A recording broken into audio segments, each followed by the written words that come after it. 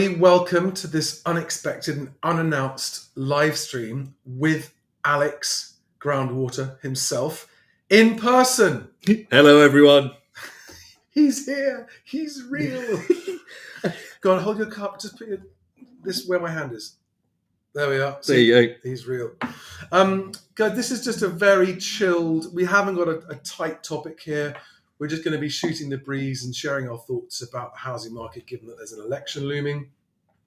So if you've got questions, sensible daytime questions, we are both drinking coffee. Yes. Then let us have your... Someone's gone, no! Good afternoon. Yes, we are sober, I'm afraid. So it's really nice to be sitting just chatting with you guys. Yes, it's fantastic. And we've just enjoyed... we went for lunch at the Battersea Power Station outside there by the river. And we're just remarking on the way that, because both of us have got a 20-something year history at Battersea. Yes. Where did you? Can you reveal where you used to work in Battersea?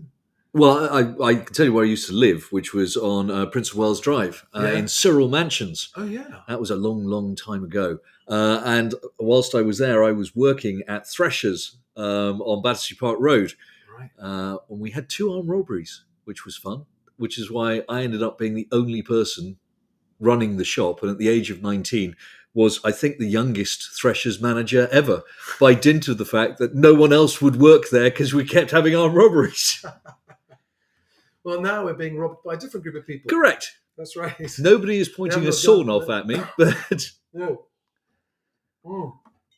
So, okay, this morning I heard Rishi Sunak being interviewed on Radio 4 about the speech he gave yesterday at the Conservative Party conference, where he outlaid all kinds of things about smoking and schools and education and all that kind of stuff, and basically didn't mention housing, as though that isn't the elephant in the room of problems this country has, which of course is tightly conjoined with the financial problems that we have. Correct. But most people, first and foremost, just want somewhere to live. Somewhere decent to live and raise a family, because if you can't raise a family, you're not going to have a family.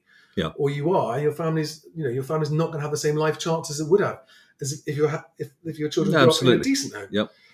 Nothing, not a peep about that. Too dangerous. But well, first of all, I thought that we might just enjoy having a mock conversation about how that conversation might have gone.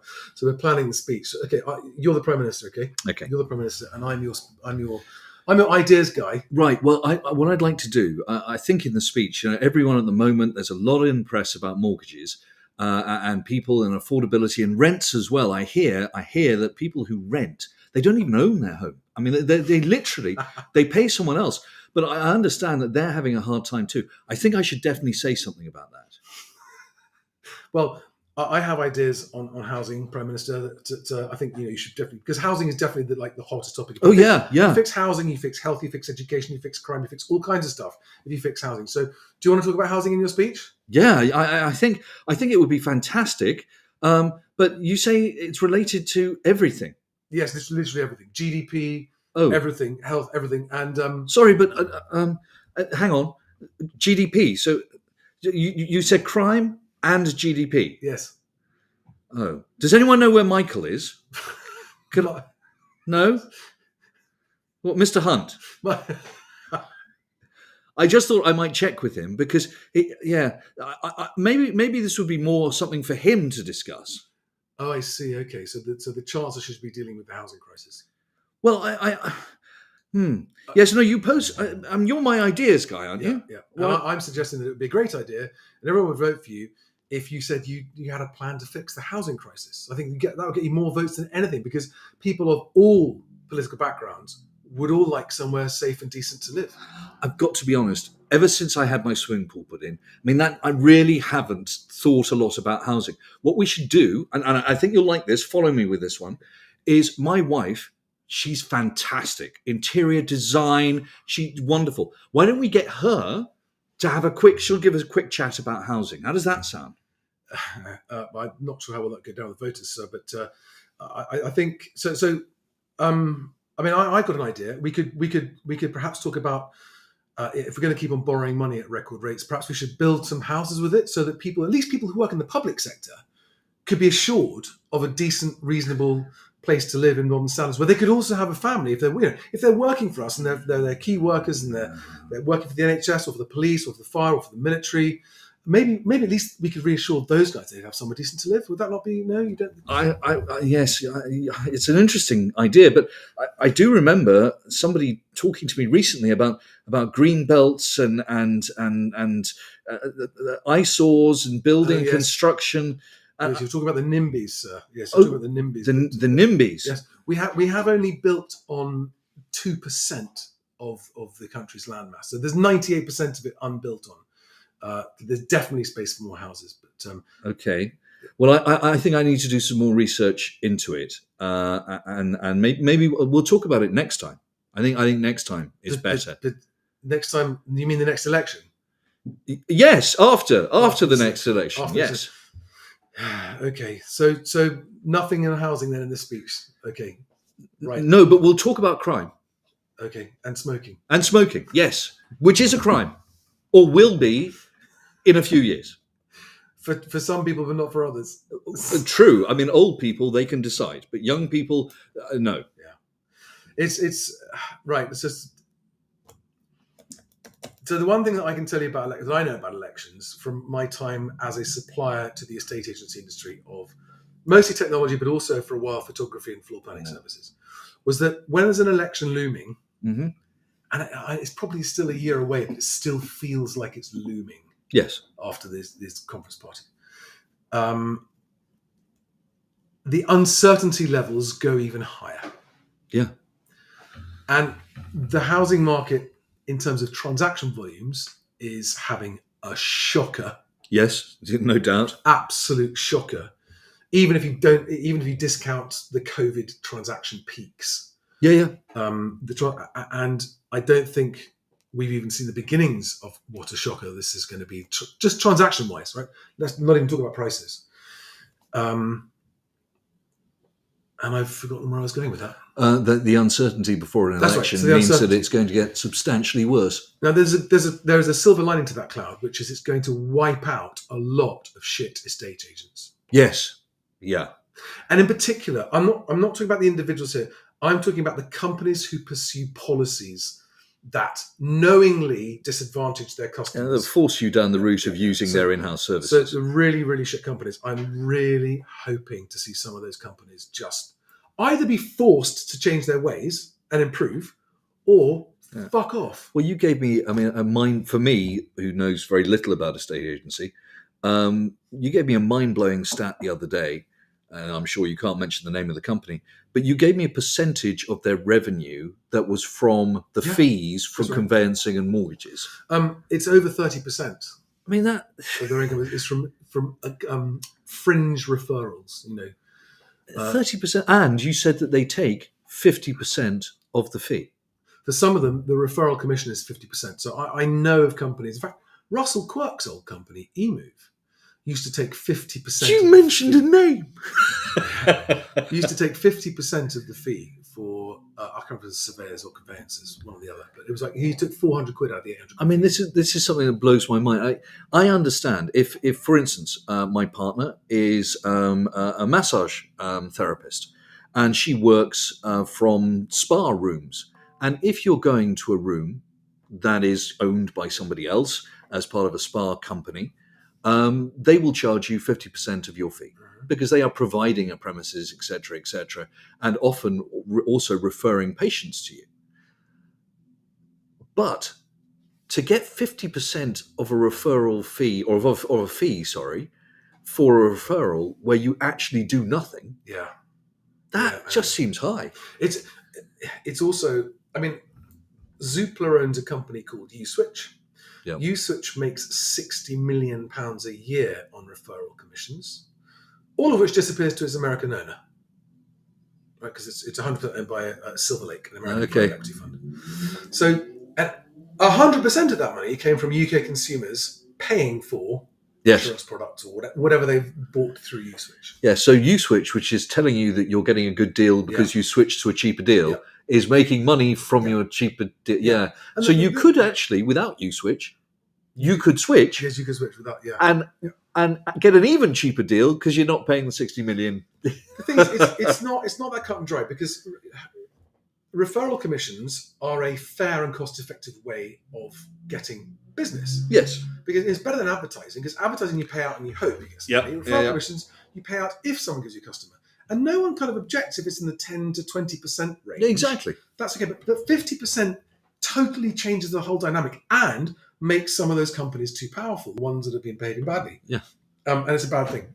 Anyway, so the election, so we are, let's say we're a year away from an election, roughly, give or take. Yeah, why not? The market's already in the doldrums in transaction terms. So, Alex, in your opinion, is there anything between now and the election that, even hypothetically, that could stimulate activity, buying activity in the housing market? Oh, well, okay. So hypothetically, the way you'd stimulate it. In short term, it's got to be something that happens really quick. Well, increasing wages. And we've seen that Rishi has said that he's going to increase the living wage to £11. Yeah, but no one on £11 an hour is buying a house. Exactly. So it would have to be a much larger increase than that. And that's not going to happen. They could introduce a MIRA scheme. Yeah. Now that will cause... Guys, for those who don't know, a MIRA scheme is a mortgage interest rate, mortgage interest relief at source. So what it means is if you... a portion of your payment, if you have a repayment mortgage, is interest every month. Yeah. And what they will do is they'll say, right, you've got a mortgage payment of £1,000. Let's say that £190 of that is interest, for instance. We will actually give you tax relief of 20% on that £190. So you won't be paying £190, you'll pay 20% less. So they knock that 190 quid off your gross salary before they calculate your tax. Correct. Yeah. Exactly. Yeah. So that's what MIRA is. And you've been saying for a while you think that could be something that they pull out the bag. But that'll be the election giveaway. That won't be something that they do before the election. If you vote us in, we'll do that. Correct. Yeah. Okay. And again, that's certainly not for sure, because that will reduce the tax take. And, certainly Hunt and Sunak so far have tried to maximise the tax take by freezing all of the bans. Very effectively. Yes. Oh, yeah. Yeah. They've certainly hit us with some good tax. And also their changes with the corporation tax for small businesses has gone up enormously from 19% to around, the max is 25, but it's around 23% if you earn any more than 100,000. So what if, hypothetically, because I know some people think this, what if inflation fell faster than expected and they decided to slash interest rates to... the government can't do this, I get that. But just what if, for example, the Bank of England went, oh shit, we're going into recession faster and deeper than we thought, and now we've left it too late. Let's cut rates right down to 3%. Yeah. By itself, that's not going to fix it. It's not going to fix it because we're already in the hole. That's what happened in 2008. So hang on. So you're saying even if the Bank of England cut the base rate to 3%, allowing mortgage rates to come down to 4.5%, that alone won't fix the problem? No. Okay. Well, look at the example here. It's really important because I want people to understand I think I know what you're going to say, but yeah, go on. The example here is 2008. Yeah. So in 2008, I think our interest rate was around 5.5%, something like that. And it fell through 2008 into 2009 to 0.5%. Bank of England base rate? Yeah. And house prices also were falling throughout that time. Now, you would expect at that point that with interest rates down at 0.5% and people, although credit was tight, through 10, 11 and 12, credit began to loosen up again. Mortgage rates were very low and house prices had just fallen quite significantly. So you would expect the market to pick up, but it never did. Okay, I really want to make this point for everyone, okay? For all of you who are hoping that if interest rates come down, the market will suddenly come back to life. This is a historical precedent where interest rates got down, Bank of England base rate got down to 0.5% in 2009, you said? I think so. Yeah. I mean, by the way, guys, we're going to make lots of numerical claims that could be wrong here, so by all means, correct us. We've got no information in front of us. This is all from memory. We will fact check ourselves at the end. But even 0.5% interest rates didn't stimulate the housing market for several years. Well, it wasn't until Help to Buy came in 2013. So about Two 3 or 4 things. years. Two things happened in 2013. Real wages started to go up, and Help to Buy came in, and that was when you saw an uptick. Not to the level that we had previously of house purchase transactions. No. I mean, still 40% less. Yeah. But at least you began to see again the market picking up. Yeah. And people will say, well, yeah, but house prices have been rising since 2009. We'd recovered instantly. Nominally, they had. But we had inflation, not high, not what we've got now, No. but actually in real terms, they were flat. Yeah. They bottomed out in 2013. Like Richard Donald says, it's going to happen again. Yes, flat. They're flat. Yeah. And that was with the interest rate cut to a never-before-seen historic low. Someone Swift says Myras would cost a lot, too expensive. Well, it wouldn't cost anything. What it would do is reduce the tax take. And there's a big difference between spending capital and reducing your income. And it depends on how you set it up. So if Myras were to be applied, it used to apply to £30,000 back in the day when houses cost £30,000, and then £60,000 for a period when two people were allowed to club together, until eventually being phased out in 2000, I think. Having been reduced back to 30,000 in 1990, which is one of the reasons that the crash in 1990 happened. Monkey Tennis just said withdrawing Myras caused the 89 to 95 collapse. Correct. It was one of the major reasons. Actually, what really caused it was Lawson announcing that he was going to cut it, giving people time to rush to market. If you look at house prices in 89, after he'd made the announcement, before he'd enacted the policy, people were literally finding strangers on the fucking street and buying a house with them so they could get the £60,000. And that hugely inflated prices, which is why, as you say, the 89-90 crash and onwards was pretty horrific. But if you brought Myras back in and you said it applies up to £200,000 of mortgage, let's say. Yeah. So you're taking, 180,000. Let's take two people on the median wage. Yeah. Which now would be around 70. So yeah, it's around 200,000. But it only applied at the lower tax bracket, so 20%. Yeah. How much are you going to lose in real terms from your tax revenue annually? And if you do the maths on that, which I haven't yet, well, let's say it's £200,000. How much interest do you pay on that a year? I don't know. Depends on the rates, doesn't it? Let's do the maths. I'll do the maths separately. £1,000 a month. 12 grand a year. You're paying £1,000 a month. Very, very roughly. Okay. Well, let's make it 12 grand a year then. And we're saying you're not going to get 20% of that. So that's 2,400. Yeah. And let's say you've got 100,000 people, 100,000 homes. It's a drop in the ocean. Yeah. Yeah. Okay. Multi-Beast says, was the Help to Buy scheme really that useful? £200 a month to a cap of £3,000 from the government seems minimal. The Help to Buy scheme, your data shows the Help to Buy scheme acted like a turbocharger for house prices. Well, the problem is it's confounded because wages started going up at the same time. Right. So it certainly helped, Yeah. but as to how much it helped, very hard to tell. Well, there are people who argue that because it made new builds affordable at a higher price. Correct. It raised the prices of everything else as well. Yeah. That's the argument I've heard. Okay. I don't know whether it's correct, but it kind of makes sense. Yeah. So basically, so far, nothing that we can think of that's going to stimulate the housing market before an election. No. Any of you guys got any ideas? Anyone think you've got something that would actually, bearing in mind how slowly the housing market moves, that you think would stimulate the housing market into activity, not necessarily saying prices come back up, but just healthier activity? Anyone got any ideas on that?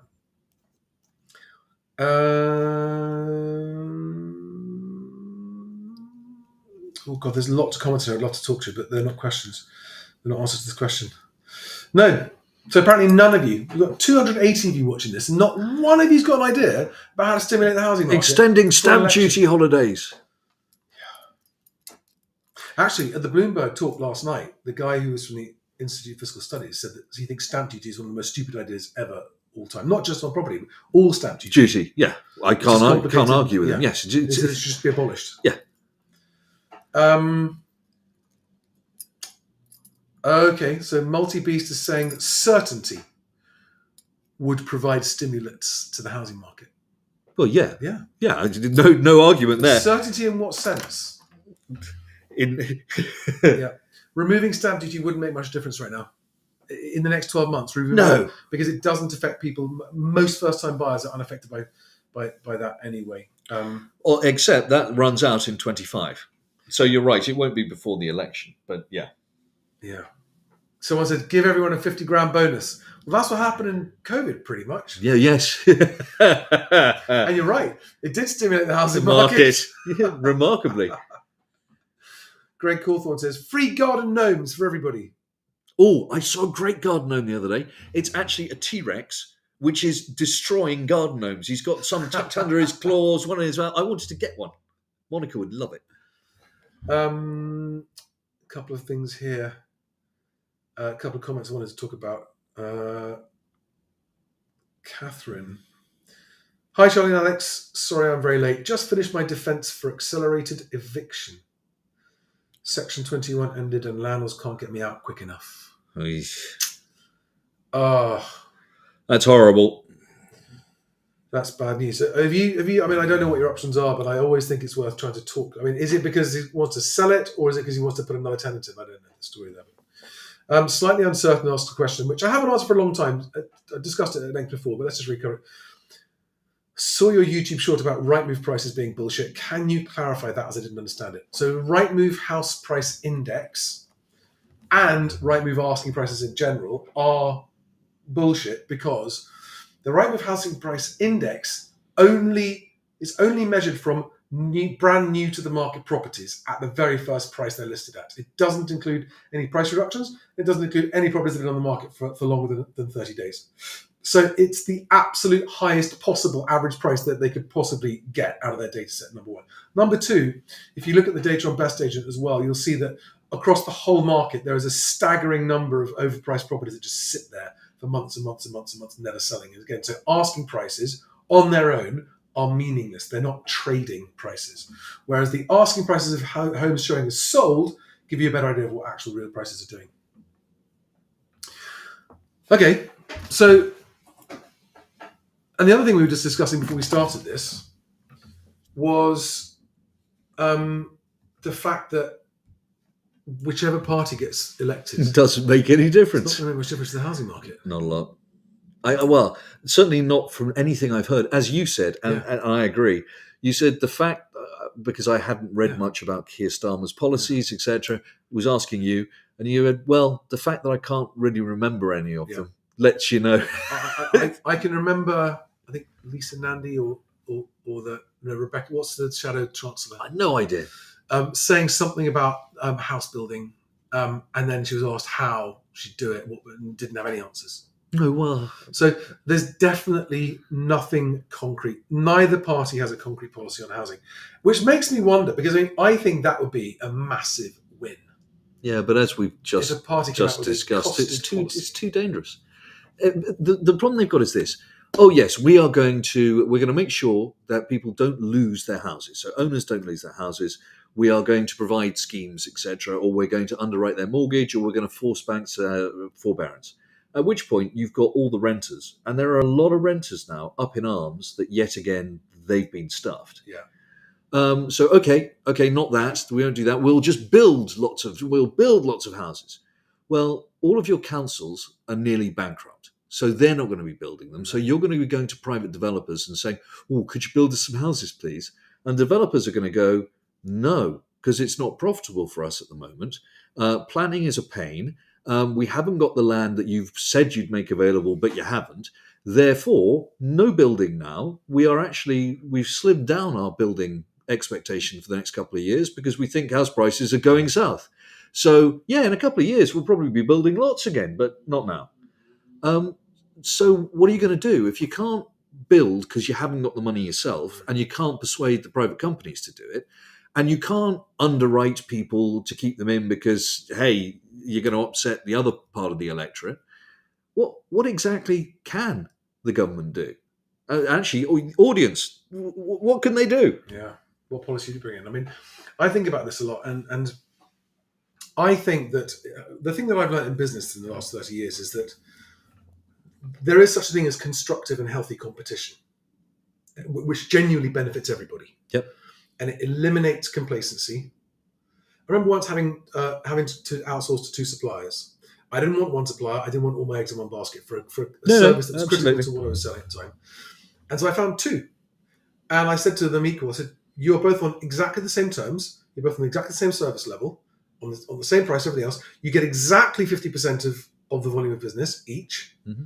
And as long as either you drop the ball, it'll stay like that. Yeah. And for years, it worked perfectly. And they didn't make me sick. Just knowing that they were up against someone else all the time. Just keeps them honest. So that's why I think that let the private sector continue as it wishes in a free market to build where it wants to. Yes, exactly. I mean, I do think there are some improvements, obviously, in the planning system, and there are some environmental restrictions that need to be reconsidered at least, because there's just a one-size-fits-all blanket policy that doesn't make any sense. But if the government said, you do you, private sector, that's fine. We're going to do us.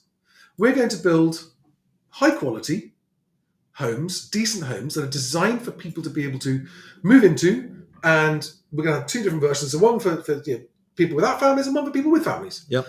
So that people who want to commit their career to a service in the civil service or the public sector of some kind won't ever have to worry about where they live or what it costs to live in those places. They'll be able to have a family because they work in the public sector, and they will have a safe, and they'll know that they'll know what it's going to cost them. No nasty shocks. And we'll make sure that we build more than enough. Yeah. So what you're talking about, and creating competition, but genuine competition. And so if you want to charge higher prices for what you're doing, it'll have to be better. Well, alternatively, in the same way that army barracks have always worked, you have housing until now. Well, yeah, until now, but previously, the way they used to work, you had housing on the barracks. You could have married accommodation or single accommodation, and I remember back. God, I'm old. I remember there used to be nurses' dormitories in London. Now, I don't know if that's still the case. Oh, you old devil, you. It was a long time ago. How did you know about the nurses' dormitories? I don't know if that's still the case. But they were like little mini contained flats, although quite often with shared bathrooms. Yeah, like bedsits. Yeah, it was a bit like bedsits. Now, not exactly wonderful, but they seemed to enjoy it from the ladies I spoke to. Anyway, so no, actually, I can. You see, remember. These did exist. So you could have housing set aside for those particular public sector sort of workers, whether that be the nurses or the teachers or whatever. Of course, they would have to want to live there. Yeah. And you're still going to need a private sector company to come and build it for you. And we're back to the fact, well, who's going to build it? Why are governments not capable of deciding to because governments don't have the people with the knowledge or the skills. They don't have architects. You're correct. But if they hire them, then you need more civil servants to project manage those projects.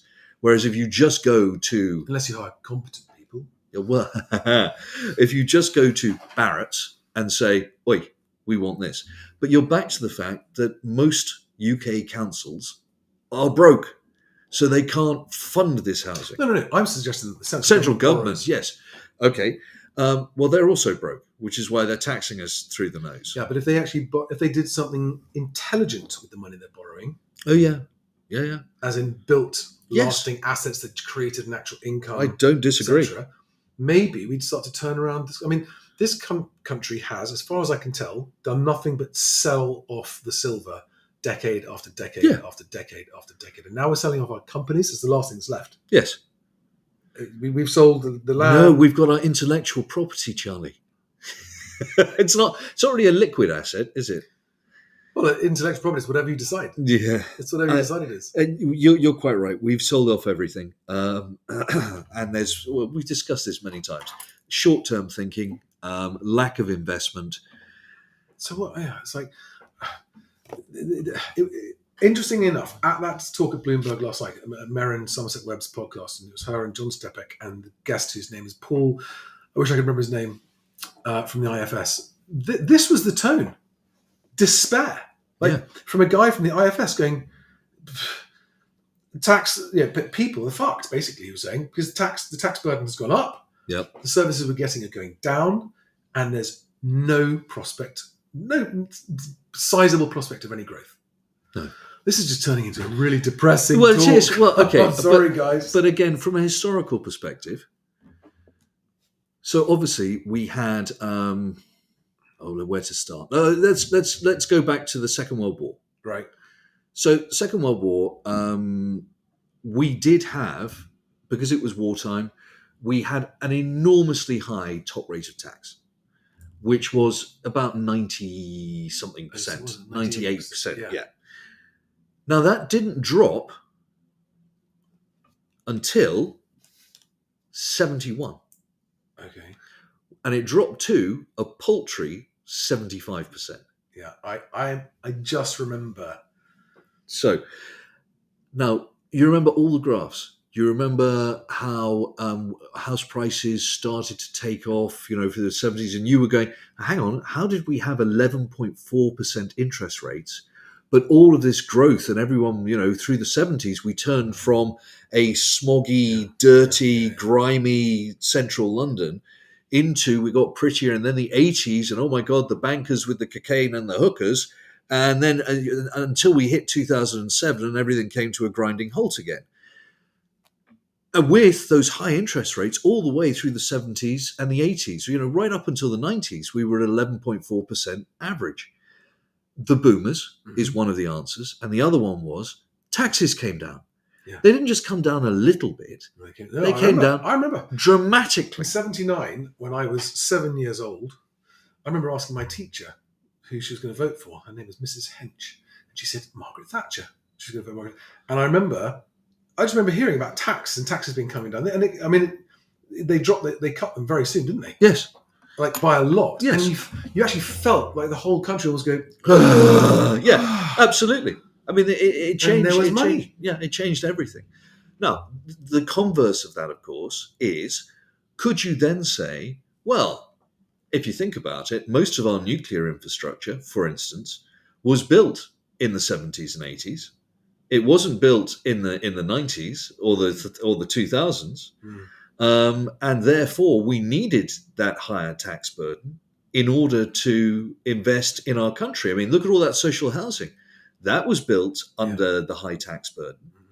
So it's a really tough one to balance. Obviously, central government needs money if you want your infrastructure in the country to work. But at the same time, the humans who are earning the money need money in order to live their lives. And part of our falling birth rate is uncertainty and having to live with your parents until you are 34 years old, as 30% of people have to do. Yeah.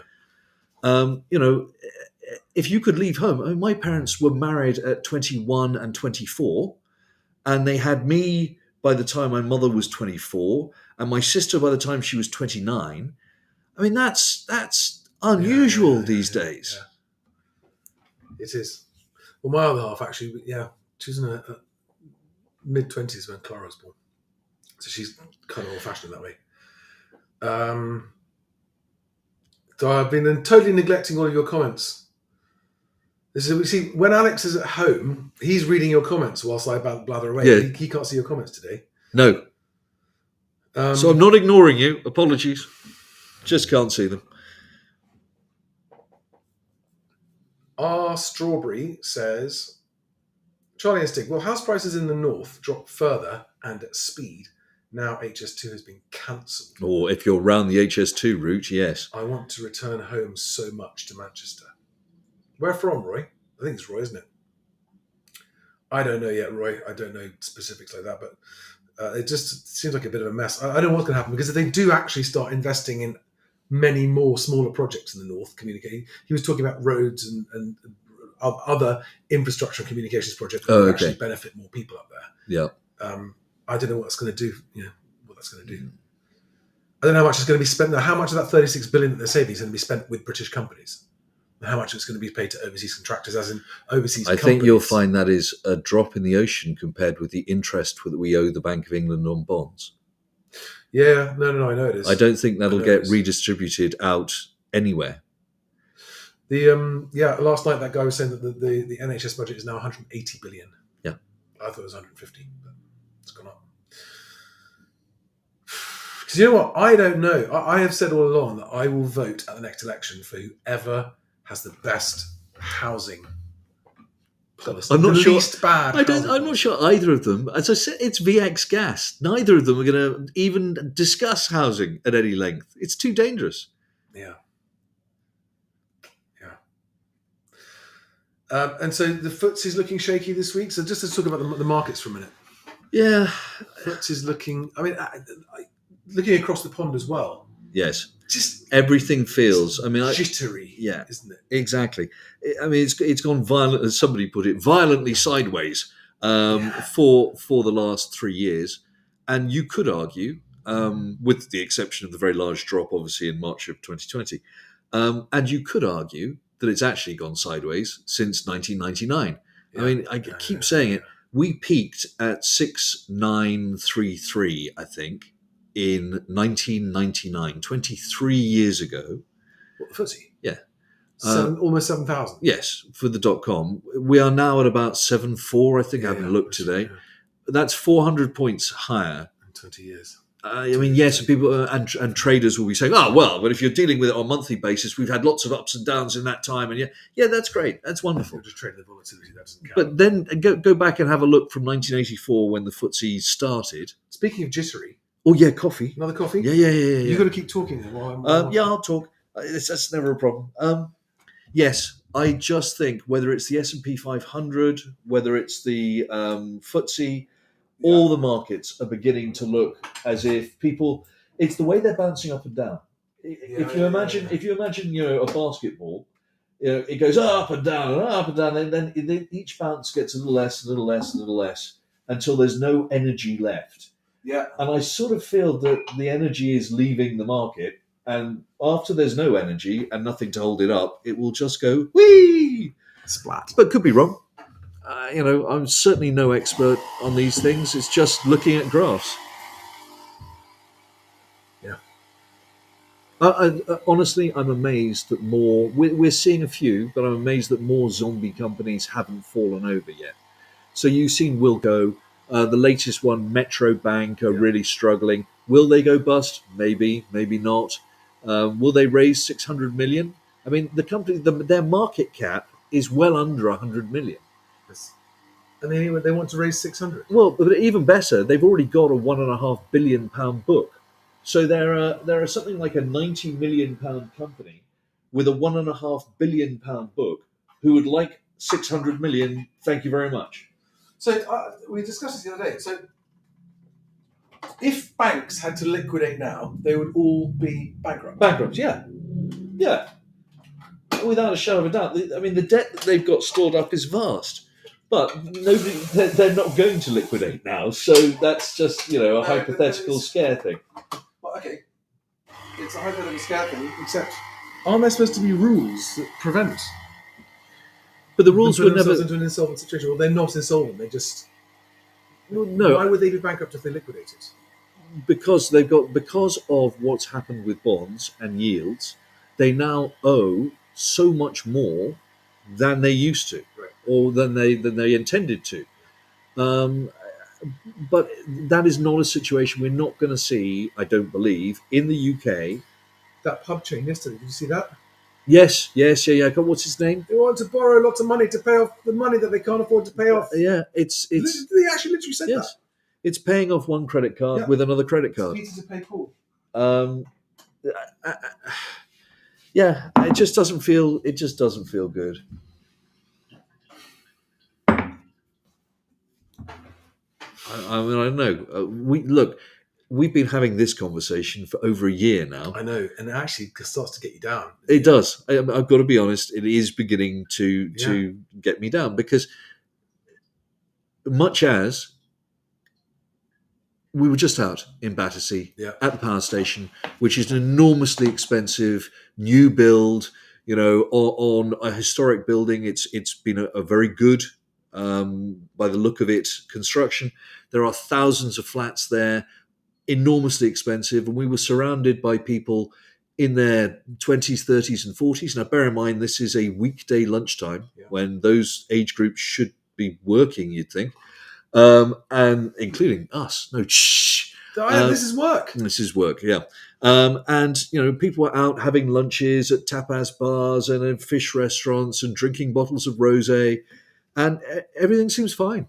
It looks good. It's not as if the place was dead and deserted. Okay. But everything is harder. There are more and more stories of people. The person who's just written to you, who said they had a Section 21, eviction notice, and we're hearing more stories. And the FTSE is not taking off, and people are feeling the pain of mortgages. And yes, inflation has fallen a little bit, but shopping is still very expensive. I can't see there's no ray of sunshine unless someone else can see it. This is, as someone who's generally quite optimistic. And by the way, guys, I also like to just reiterate, because there's a lot of new followers. If I had started this channel when the market was doing something different, I'd have been saying, the prices are going to go up. Yeah. I don't know if it's a good or bad thing, but that's what's happening. Yep. I can see it, and it's going to happen for quite some time. That's what I'd be reporting. It's just a sort of weird timing coincidence that at the time this channel, actually, it happened to be the video that I said, I thought everyone kind of knew prices were going to fall, but no one did. And I did that video, 8 reasons house prices will collapse, and the people were surprised, which surprised me enormously. Everyone was surprised that was going to happen. Exactly. I thought it was obvious. I have more failed businesses behind me than anyone else I know. Because I started young. I started in my teens, right? Yes. Washing cars. I've done all kinds of businesses. I've employed people in this country, in Australia, in Sri Lanka, directly employed, right? Portugal. In Portugal. Yes, I have employees in Portugal as we speak. And the more business failures you have, the more lessons that you learn. And what I've learned is that when you get to the point that you've sold everything off, and your income's not enough, and you can't afford your debt repayments, that business is... there isn't a way out. No. But countries, bizarrely, unlike companies, are allowed to go, buy guns, go and have a war. Shoot people. Well, that traditionally has been the way. It's a fantastic... It's that Dead Kennedy song again. If you pump up your armament manufacture, that's good for your country in terms of the economy, because it has impacts on lots of other things like steel and so on and so forth. And killing off some of your young people, that's quite useful as well. What? Why? Well, because most of them are unemployed. The ones that you send off into the army, you don't want to be paying universal credit for that lot. So send them off to Ukraine and get them shot. I'm just, it's just the way it goes. I mean, let's face it. Would Hitler have invaded Poland in the Second World War if Germany had been financially stable and everything was fine, as opposed to rampant hyperinflation, people starving, kids homeless? He had to do something to get the country, A, working together again, and B, get some cash. Yeah. Well, that was easy. Yeah. Start a war. Yeah. Now, hopefully these days, I don't think that's likely to happen. Yeah. But the alternative to that now, I think, is CBDCs. Okay. All right. I wondered if we'd get here. I'm quite glad we did, because the more I think about it, the more I can see that no matter how nostalgically we might think about cash, it's actually a pain in the arse. Yeah, it's dead. You're more likely to get mugged, robbed. It's a pain in the arse to carry around, especially coins and stuff. And CBDCs, like all innovations, have good things about them, and they have bad things about them. Yep. And which way the balance goes tends to come down to which government's in power. Correct. More than anything else. It all depends on who holds the strings. And so some people are saying that we're going to be voting for our uni party at the next election, where we're going to get the same. Yes, we get, same. a bit like in America. And that either way, the Bank of England is on its march with CBDCs. By the way, guys, for those of you who don't know what CBDCs are, because I know there are plenty of you who don't, and you think that it's some kind of central bank weird digital insurance- currency, CBDC. which will replace cash, much as the Bank of England say it won't, and I believe will eventually replace Here we go. the need for retail and commercial banks. Because a lot of people have never heard. I'd say most people have never heard of it. Oh, they right? must have done by now. No, I'd say most people still haven't heard of it. So this is the Bank of England website. What is CBDC? This is the Bank of England. You can go to it yourself. Explain us what is a central bank digital currency. And okay, can I ask you a question? Can you answer this as short as you can? In a In a nutshell, nutshell, how does CBDC become any sort of solution to the problems that we've got? You're going to say debt jubilee. yeah. So let's go there. Well, there's a much easier piece than that. I'm really happy. I love these old 70s alabaster ashtrays. There's a much easier and more immediate thing than debt jubilees, which are, once CBDCs are in use across the nation, it will be impossible for people to avoid or evade tax. Now, The digital pound, that's what they've called it. yeah. Now, that will net a certain amount of additional tax revenue. Probably not huge, but significant. It will also potentially mean that the government can enact policies whereby if you saw that consumer spending was down, but also that your populace had quite a lot of savings, you could start to expire those savings and stimulate spending. Vice versa, if you saw that your economy was getting overinflated and people were spending too much and prices were rising too fast, you could put quotas on what they were allowed to purchase.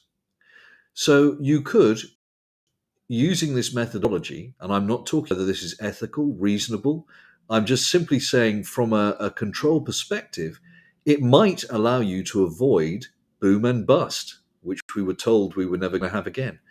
But the other massive saving, and this one is quite big, is once everything is run centrally via a central bank and policies are enabled across the entire population without the need for the old filthy cash, you don't need most of the civil service. You can reduce. You don't need most of the civil service. Yeah, all the guys who are doing for HM Treasury and the HMRC and all those sort of guys, it'll all be done automatically. Guys, I'm putting the link to that page I just had on the screen. I'm putting the link in the live chat there. Right, but if you just Google Bank of England CBDC, you'll find it. So this is in August, right? This page is released in August about enabling innovation through a digital pound. Yeah. It's funny that they're calling it digital pound. They're moving away from CBDC. They don't mention it on this page at all, CBDC. No, they've always called it. Yeah, they've always called it the digital pound. Yeah. Okay. So some of the again for the uninitiated here, and I would love to come on to the debt jubilee thing in a minute because it sounds lovely. It's like a panacea. But only for governments. I mean, it's not going to help you. What for taxpayers? No, well, sorry. Again, it doesn't help taxpayers.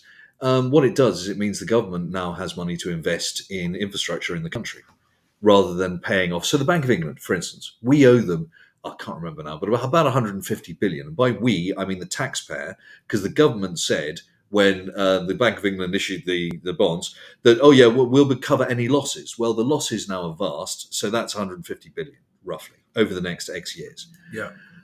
Well, that's 150 billion that's not being spent on the NHS budget. 150 billion lost from the QE losses. Yeah.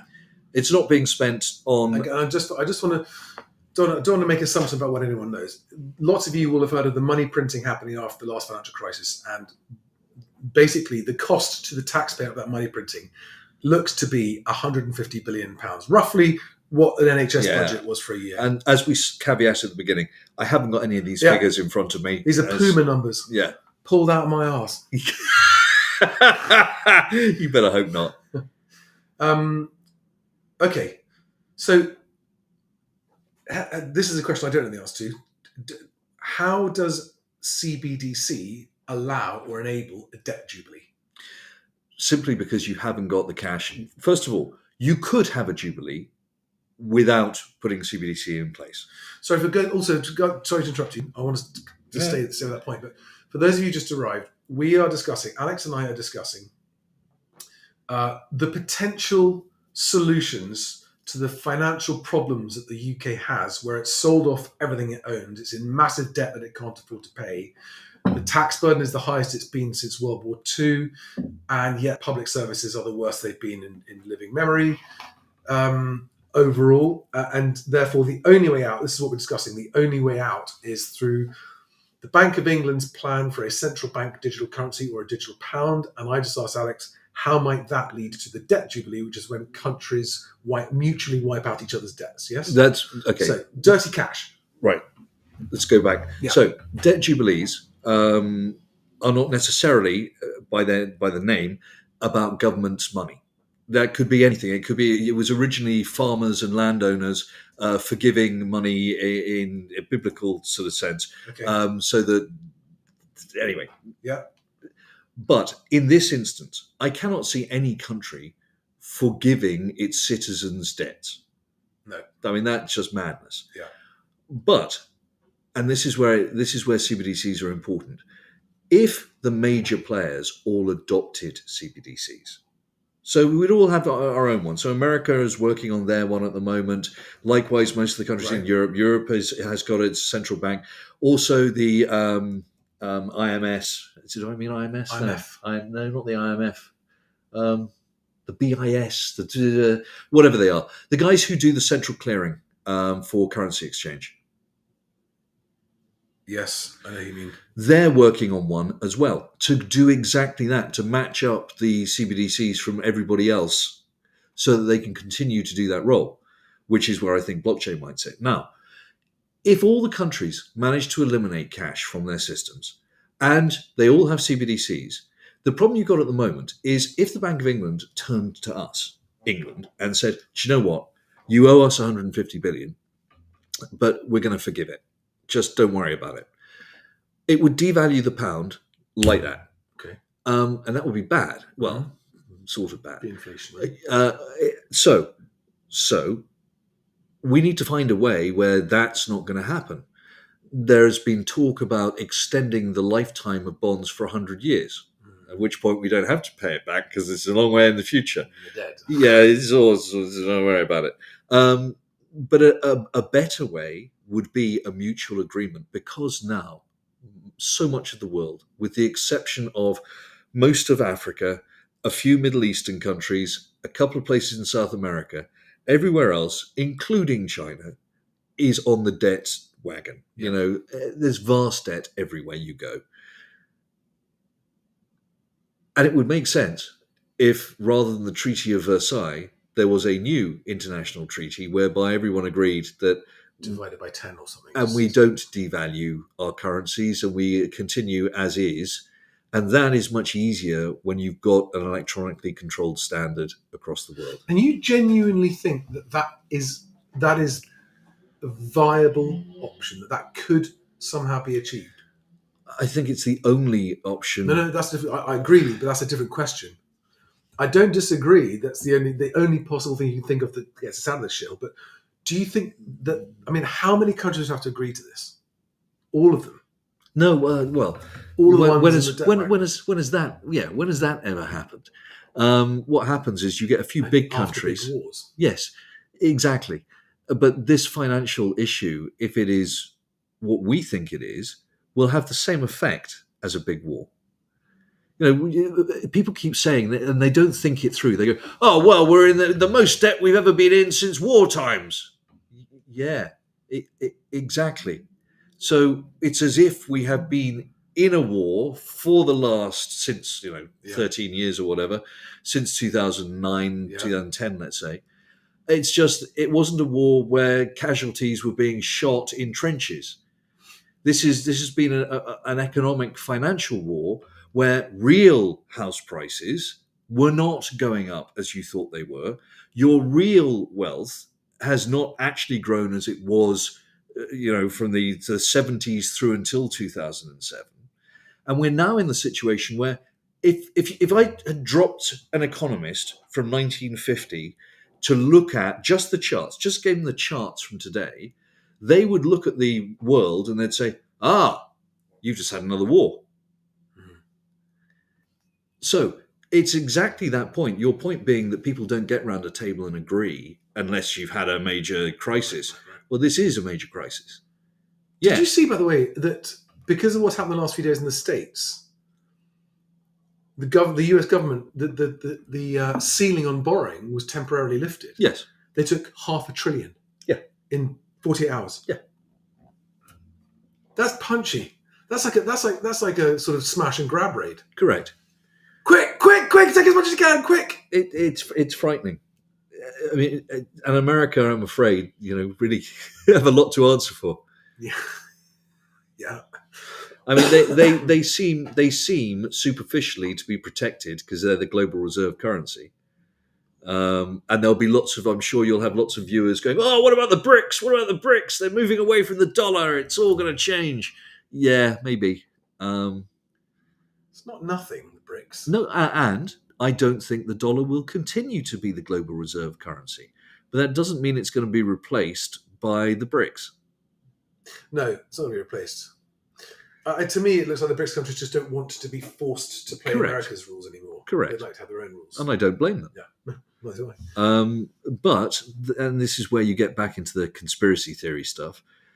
What I'm suggesting is that CBDCs, for good or bad, because I absolutely agree that they could be a terrible control tool over the populace. Mm-hmm. And cash brings with it freedom. But for good or bad, they're coming.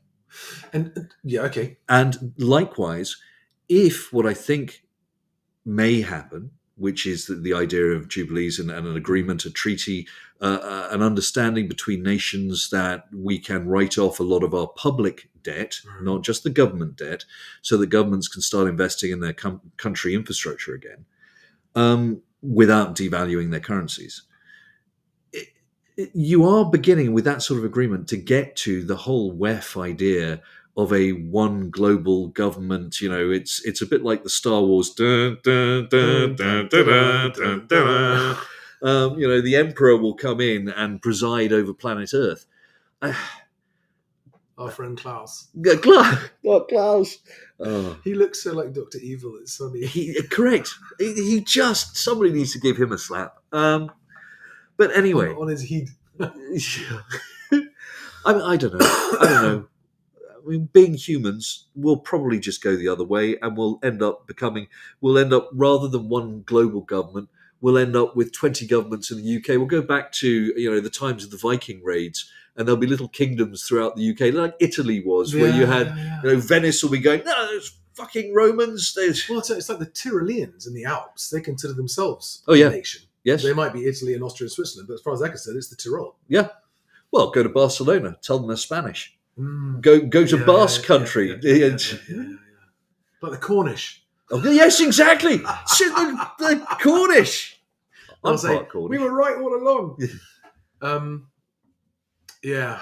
It's very hard to know which way it's going to go. And you said in the past before, because you see this continued evisceration of everyone's disposable income, and the poorer you are, the worse that is. Yep. But it's not just poor people; it's going up the scale. Yeah. And I mean, I've already started to see people who consider themselves well. Actually, this just reminds me, I have some special followers on TikTok. Oh, how special, Charlie? And I'm not even talking about the idiot bot trolls. I'm talking about people putting across what they think is a sensible argument. There's one guy who calls himself an investor on his profile. Yeah, like, I'm an investor, a property investor. He was poking fun at me for ever discussing the inflation as though inflation's got anything to do with house prices.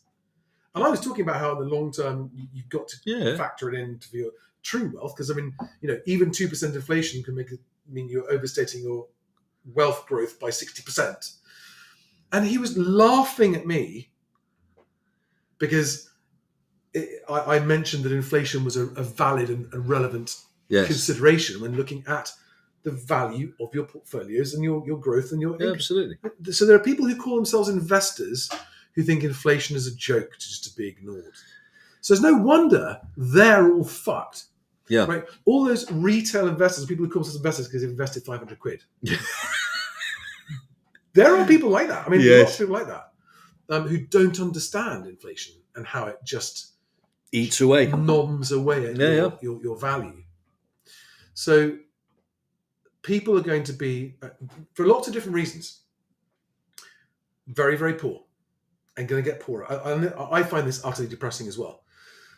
Even people who've done nothing wrong and who've had professional jobs. You can tell from my face I'm not enjoying this. No. Yeah. This is not enjoyable. But I genuinely think it's useful for people to hear us talk about this. People, is it useful to hear us talk about this? Well, the viewing numbers are sort of creeping up. Is this too depressing to listen to? Do we need to have a viewer discretion advised warning on this video when after it's done? George says, doesn't Japan have a debt to GDP ratio of over 200%? If so, how have they managed to get away with it? Because they're so productive? No, they haven't. They've stagnated for 30 years. If you look at their average wage, it has stayed flat for 30 years. They are a nation where their demographics are such that they have no children now. The children they do have, the teenagers, don't sleep with each other. You have a name now for people who just never leave their homes. There's a Japanese word for it, just as there's a Japanese word for people who die at their office desk, which is it's a special kind of culture. I've worked in Tokyo a number of times. I love the Japanese, love Japan, but I tell you what, their society, if you want to emulate them, enjoy. They have there is a forest where people go regularly to commit suicide. It's the suicide forest. Everyone goes and hangs himself there. And bear in mind, the Japanese are much better at working as a team than anyone in Western Europe or America, or in fact any Anglophone country or European country. And still, even with that, even with their belief that the individual is less important than the nation, they are utterly fucked. People are saying it's very important to discuss this. It's not too depressing. Please keep going. And it's essential listening. Well, there we go. But Craig Wood says, Charlie and Alex, move these chats to Friday along with 5 facts and call it Fucked Friday. He's not wrong. Thank you, Craig. That's an excellent. Yeah, kamikaze, someone has said, is one of the Japanese words. Arigatou gozaimasu. Yeah, Japanese society was destroyed in 1945, says John Evans. Okay, so where do we get to? We covered jubilees. We've covered that. We're back. I think we're back to politicians and what's going to happen in this country. So I find it interesting that the CBDC is well underway. Yeah, right. It's happening. Well, when I first started talking about it 2 years ago, and even when I first started talking about it with you on here, which was, I don't know, a year ago now, so many people were going, it's never going to happen. Oh, no chance. Yes, that's right. We're never going to happen. And then, of course, it's like, guys, look at the Bank of England site. They've been talking about it for a few years now. And in fact, actually, I remember rightly, anyone who mentioned it was called a conspiracy theorist. Correct.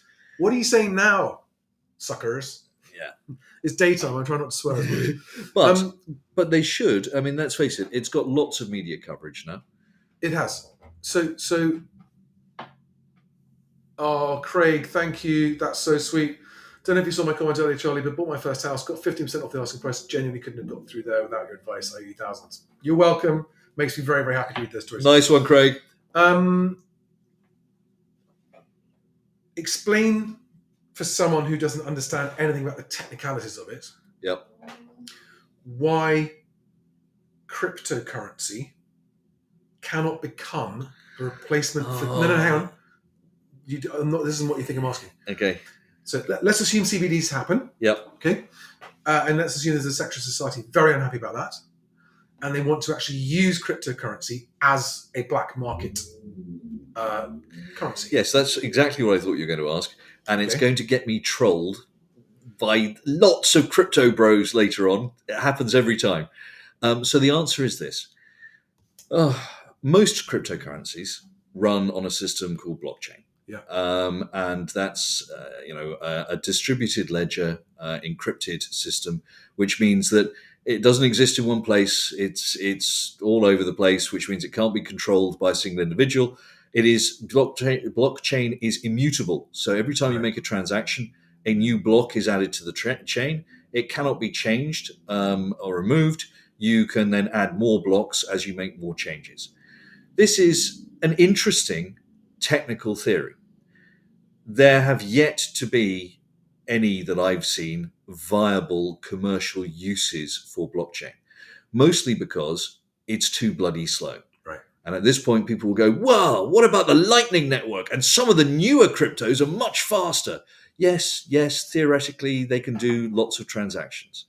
However, the main point is they are not centralized. And the clue is in central bank digital currency. Yeah. Each country will want its own currency. You triggered some people. I know. Yeah.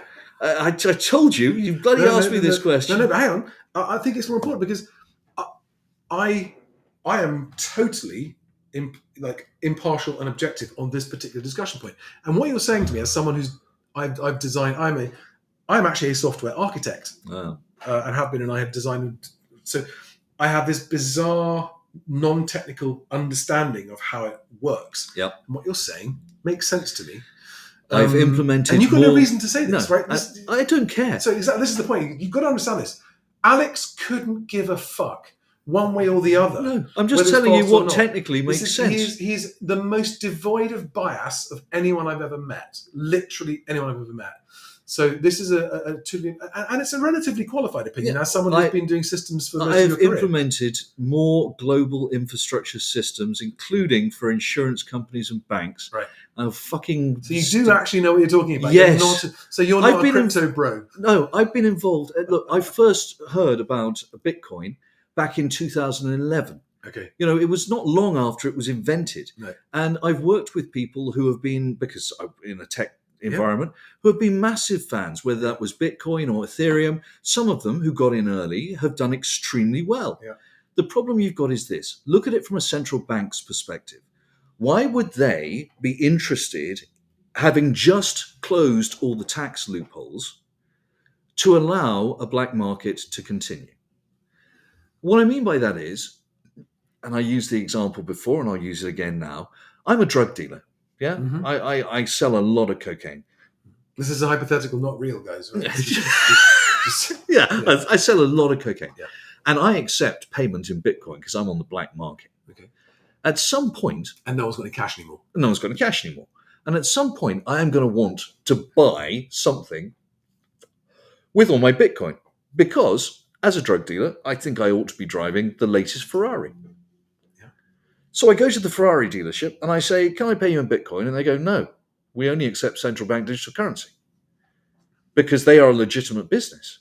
And they know that they've been told if they do any dodgy dealings now, it will be discovered at some point as soon as the money tries to go back into the system, because you've only got your central bank digital currency wallet, and they will be imprisoned or fined and so on. So drug dealer goes, "Oh, crap. Okay, I'm going to have to convert my Bitcoin into CBDC to buy anything meaningful." Well, guess what? The moment it touches your CBDC wallet, and that's if the central bank allows you to put it in. Some banks have actually already stopped. Yeah. But let's say to begin with, the government gives an amnesty. It says you can convert any crypto you like, we'll make the conversion, etc., etc. But at some point, they're going to go, fine, we're not banning cryptocurrencies. We have no interest in banning them. All we're going to do is tax you 30% for any cryptocurrency you deposit in your CBDC wallet. Well, shit, that's more expensive than money laundering. I mean, that doesn't sound like a good deal. So where do you see crypto ending? Dead. If people keep talking about, there's no on-ramps and off-ramps, you don't know what you're talking about. What about the BRICS nations? Might they accept it? Yes, and so what are you going to do? You're going to put you're going Go to, and live in South Africa. well, exactly. You're going to travel outside of the country to try and convert so that you can then have, I don't know, gold or whatever. How are you going to buy a house? It's actually here? interesting. It reminds me. I have a company in Portugal, and over there, if you want to put anything as a business expense, you have to register it as a business expense at the till or with the company you're ordering from Yeah. at the point of ordering, and you have to give them your tax number there and then, and it's registered with the government in real time. Exactly. In real time. That's happening 6 years ago in Yeah. Portugal. Well, with CBDC, you won't have to do that. You'll literally just tick the box for a business expense. You know, the issue is people go on and on about it's not supposed to be a transactional currency. It's a store of wealth. Yeah. Yes, but a store is only useful if you can reach in and take the stuff out when you need it. Okay, so here's a more interesting question then. If, let's say, cash has gone. Yep. We've been told, right, you've got X months to pay in your cash at a bank. Yep. And those of you with large quantities are going to be asked, where's that Well, come from? yes. How did you amass this? It's actually quite clever if you think about it. Clever way the government's saying, you're all going to pay your fucking Correct. taxes. That's exactly what it You're is. all going to pay your taxes or your cash is going to become worthless. What have Rishi and Hunt been saying for the last X months? Oh, we've got to crack down. We've got to crack down on tax avoidance. We've got to crack down on this. We're going to get hard. Look at the Spanish authorities. In Spain now, they are really... They went after... who's that little Colombian singer? Shakira. Yeah. They went after Shakira. They've gone after top footballers. They finally, thank God, gone after Doug Barrowman, who is a homegrown Glaswegian con artist who has been taking money out of HMRC. Not HMRC, they've done sweet fuck all about it. But the Spanish authorities are prosecuting him and trying to get him. They keep suggesting they're going to put him in jail. So that's the Doug Barrowman, for anyone who doesn't know. So what you're saying is they are coming for everyone who's hiding money. Yes, because look at the debt. Yeah. Look at the debt. So they're going to get everyone to put their money in the bank, because if you don't, then your cash becomes worthless. Yep. So what would you do in that? I mean, in that scenario, you'd need to... Well, you'd either need to launder your cash through someone... Yeah, but launder it into what? I mean, this is... And I mean, let me put it this way. Look at how many shops now, and this may be only a London thing. I don't know, because I don't take cash. Don't take cash. Yeah. I mean, I get turned down all the time if I try and pay in cash. Okay, so cash is gone. Yep. CBDCs are now fully implemented, and illicit drugs and prostitution are a legitimate part of gross domestic product. Yes. How do you pay for that now? With your CBDC. Okay, but it's just masquerading as... No, you pay for it. You don't become a cocaine vendor. Oh well, yeah. That is the interesting thing as to whether legalizing drugs. Where are all the politicians going to get their drugs? Drugs. From? Well, let's take prostitution. Bartering. Prostitution is an interesting one because there's been lots of debate about changing the laws, etc. Prostitution in England is not illegal. Right. Multiple ladies in the same place is illegal because that becomes a brothel and so on and so forth. But people will say, well, I don't want the government knowing what I'm spending my money on. Mm-hmm. And yet, if we're honest, every single one, as far as I'm aware, of the current internet providers in the UK will provide browser history to the government if requested. And yet, people are still going on OnlyFans. They're still on Pornhub. So the simple fact is, unless somebody comes to your door, knocks on it and says, oi, why were you looking at this? Everyone ignores the fact that you are constantly surveilled in this country already. Yeah. Whether that's cameras outside as you're walking or driving your car, or your internet transactions when you're at home. We just ignore it because there's no face there pointing at you going, oi, you ignore it. And the same will happen with CBDCs. I mean, you'll go to your lady of choice and it'll be a straight exchange. Will the government know that you are cheating on your partner? Yes. Does that matter? Not so much. They're not there to prosecute you for cheating on your partner.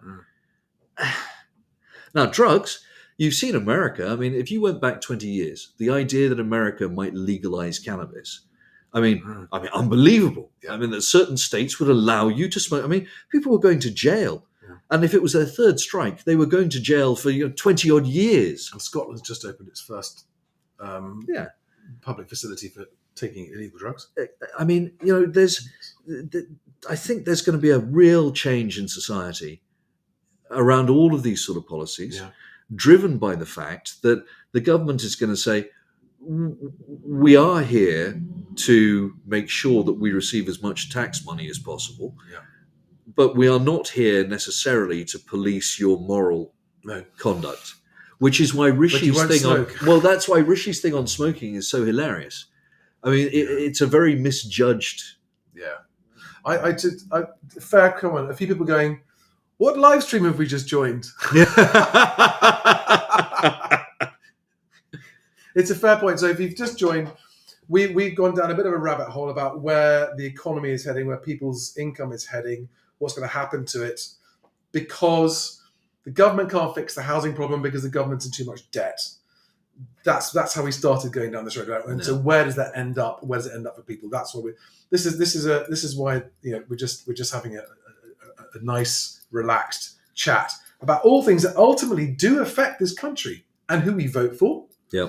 And in terms of timing of this, if the election is, let's say, end of 24, so the timing of the election after that, because you're estimating 2035 for CBDCs for Jubilee. Oh yeah, well, I mean, come on, this is CBDC first. Yeah, I think so. By 2030. Yeah, which will be just after the next election. Exactly. I think that's the earliest they could possibly have. And it's a shoo-in because it's the uni party, so either one of them is going to do it anyway. Well, but it's the Bank of England who are doing it. This isn't true, actually. I don't think there's a way out of it. There's no way around it. I don't see one. Unless we go back to little kingdoms across the UK. We'll be living in Mercia. Right, guys. Well, we've been going for an hour and 20 minutes. A lot longer than I actually thought we'd go. And how badly am I going to get trolled later? No. Only a couple of people got very upset about that comment, about crypto's going to die. But guys, I'm just going to, a couple of questions here that are sort of legitimate questions about moving. So Anthony Thomas says, of these three buyers, which are most and least appealing to a seller? Cash buyer, 40% mortgage in the chain, or first-time buyer, a 10% deposit. The least appealing there is the chain one. Yeah. Then the first-time buyer. Your first-time buyer with a deposit, doesn't matter the first-time buyer, it doesn't matter what size their deposit is, as long as they're going to get approved, and as long as you haven't overvalued the house you're selling. And the winner. And then the winner is the cash buyer, always, I'm afraid. Yeah. Always. And that I put an example up of someone who recently got that £795,000 house, very old house for $485. And what was interesting was that it came down to the fact that was the maximum he could pay for cash. He offered to pay a bit more, but would need to get a small mortgage for it, which would have taken an extra month or two. And the seller said, which is proof that people will take a lesser cash amount than wait longer for a mortgage in case proof was needed. I mean, it's an anecdote, but it is still a very interesting one. Do we have any other questions, guys, while we're here? Any questions for Alex while he's here? You see, you guys in the comments, you're such wind-up merchants. Darren Smith, have you heard the Metro Bank has gone bust? I don't think so, Darren, but nice try. No, if you're right and I'm wrong, I'll post the link here or tell us where we can find it. But that would be a bit quick to go from. Yes. Yeah. No, there will be many months, and they may not go bust at all. Could this be the start of a banking collapse? Asks Eddie Ward. No, don't think so. There will be some credit contraction. Oh yeah, there's already credit contraction, but no, this is not a systemic issue in the UK banking system. This is Metro Bank. I mean, Metro Bank, if you look back at their share price and you know anything about their story, they lost all credibility back in 2019. They have never recovered from that. They sacked their CEO and a whole range of other things, and now they're just in sort of death throes, basically. This is an interesting question. In the future scenario of CBDCs being routine, how will the elites hide their ill-gotten gains? Well, and that's one of the reasons that the average Joe public, who, if you speak to some people, go, "We will fight CBDCs until the bitter end." No, you won't. You'll love them. You'll love them because it will bring more equality into society. Because they won't. The only thing they will do is they can hold, exactly as Charlie said earlier, in a country that doesn't adopt CBDCs. And by the way, the example you gave, Russia are working very hard on CBDCs at the moment. So they are not going to be some sort of freewheeling nation. Okay. They are very much in favor of bringing them in very quickly. But there will be somewhere in, I don't know, South America or wherever it may be. And either all the celebrities in the world and billionaires are going to go and have to live there, which they won't want to, or, yeah, they're going to pay a lot more tax. Joey M says Mel Gibson's Mad Max. Yeah. He was good in Mad Max. He was very good in Mad Max. I haven't seen it for a long time. Yeah, So guys, again, for those of you who are new and haven't heard of CBDCs, so the concerns are, and I'm just a messenger here, that because they are digital and programmable, you can be limited. Like in the scenario of another lockdown, your money will only work within a 5-minute walk of your home to stop you going outside the. Yep. So because you're using it on a device that's got GPS tracking on the device, they'll know where you are, they'll know how much you're spending, where you're spending, what you're spending it on. Some people say that it will be, as you've mentioned, it could be expired. So if you don't spend your money within a certain time, it just expires. Yeah.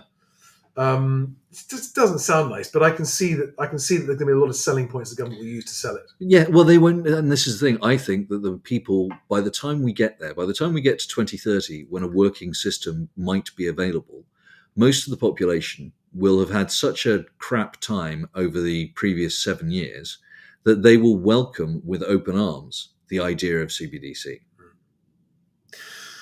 Right, guys, this has been great and much longer than I expected. I'm going to wrap it up, but before I do, I'm going to remind you all that for those of you who, I've got so many of you asking me questions. I get so many direct messages every single day across all different platforms. I can't possibly answer them all. If you want a guaranteed answer to your question, then you can go to join my Movers Club on buymeacoffee.com. That's buymeacoffee.com/MHWC. I'll put the link up there for you. Where also, so that's the cheapest way. It's 15 quid a month if you want to do that. You can leave at any time, but I will guarantee to respond to your situation. Because when you guys send me through your questions, you've always got quite long stories about where you are in your move and why. And I cannot. So my time is spent doing three things. Number one, helping as many people as I can. Number two, growing the audience as fast as I can so that I can help more people. And number three, earning a living.